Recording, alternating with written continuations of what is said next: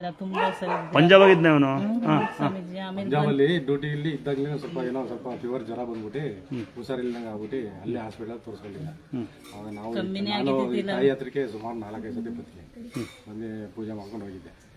ಈಗ ಒಂದು 20 ದಿನದಲ್ಲಿ ಬಂದು ನಮಸ್ಕಾರ ಮಾಡ್ಕೊಂಡು ಅದಕ್ಕೆ ಕರ್ಕೊಂಡು ಹೋದ. ನೀವು ಹೇಳಿದ್ರಿ ಹುಷಾರಾಯ್ತದೆ ಫೋಟೋ ತೋರಿಸಿ ಲೈವ್ ತೋರಿಸಿ ಅಂದ್ರೆ ನಾನು ಲೈವ್ ತೋರಿಸ್ತೆ. ಲೈವ್ ತೋರಿಸ್ತೆ. ನಾನು ತೋರಿಸಿದ ತಕ್ಷಣ ಒಂದು 3 ದಿವಸ ಆಮೇಲೆ ಹುಷಾರಾಯ್ತು. ಹುಷಾರಾಗಿ ಒಂದು 20 ದಿನ ರಜಾ ಕೊಟ್ಟರು. ಮೊನ್ನೆ ಬಂದ ನಾನು ಸೀದಾ ನಿಮ್ಮ ಹತ್ರಿಗೆ ನೀವು ಹೇಳಿದ್ರಿ ಊರಿಗೆ ಬಂದ್ರೆ ಕರ್ಕೊಬನ್ನಿ ಅದಕ್ಕೆ ನಾವು ಈ ಸತಿ ಕರ್ಕೊಂಡ್ಬಂದು ಏನು ಕೆಲಸ ಮಾಡೋದು ಆರ್ಮಿಲಿ ದೇಶಕ್ಕಾಗಿ ಯೋಧಂಗೆ ಒಂದ್ಸರಿ ಜ್ವರ ಒಂದ್ಸರಿ ಕ್ಲಾಸ್ ಹಾಕ್ಬೇಕು ದಯವಿಟ್ಟಲ್ಲ. ಒಳಗಿರಲ್ಲ ಹಾಕ್ರಿ, ಆಮೇಲೆ ಕೊಡ್ತೀನಿ, ಎಣ್ಣೆ ಕೊಡ್ತೀವಿ. ಹಾಕ್ರಿ ಕ್ಲಾಸ್ ಹಾಕ್ರಿ. ದೇಶಕ್ಕಾಯ್ತಾರೆ ಹಾಕ್ರೋ ನಿಮ್ಮ ಮನೆ ಒಳಗೆ ಹೋಗೋ ಹಾಕದೆ ದೇಶಕಾರಿಗೆ ಹಾಕಲ್ಲ ಅಣ್ಣ. ಸಿನಿಮಾಗೆ ಸೇರಿಸೋರು ಹಾಕ್ತಾರೆ ಅಣ್ಣ.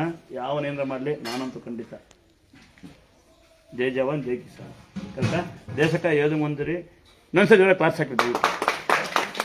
ಇದು ನಿಮ್ಗೆ ಹುಷಾರಾಗೋದು ಹುಷಾರು ಮಾಡಿರೋದು ದೈವರಿಚ್ಛೆ ನಿಮ್ಮ ಪ್ರೀತಿ. ಆದರೆ ಇದು ಈ ಗೌರವ ಕೊಟ್ಟಿದ್ದು ನೀನು ಅಲ್ಲಿ ಕಷ್ಟಪಡ್ತಿದ್ದೆ, ನಾವಿಲ್ಲಿ ಮೊಬೈಲ್ ನೋಡ್ಕೊಂಡು ನಚ್ಚ ನೋಡ್ಕೊಂಡು ಓಡಾಡ್ತಿದ್ದೀವಿ.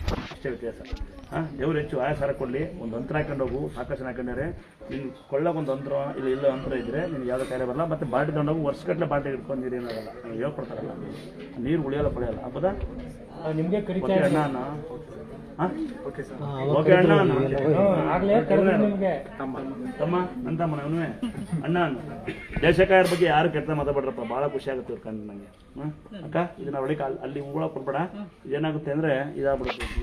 ಡಬ್ಬಳಿಗೆ ಹಾಕು, ಹೂವೊಳಗೆ ಹೋಗ್ಬಿಡುತ್ತೆ. ಅಲ್ಲಿ ಬನ್ನಿ.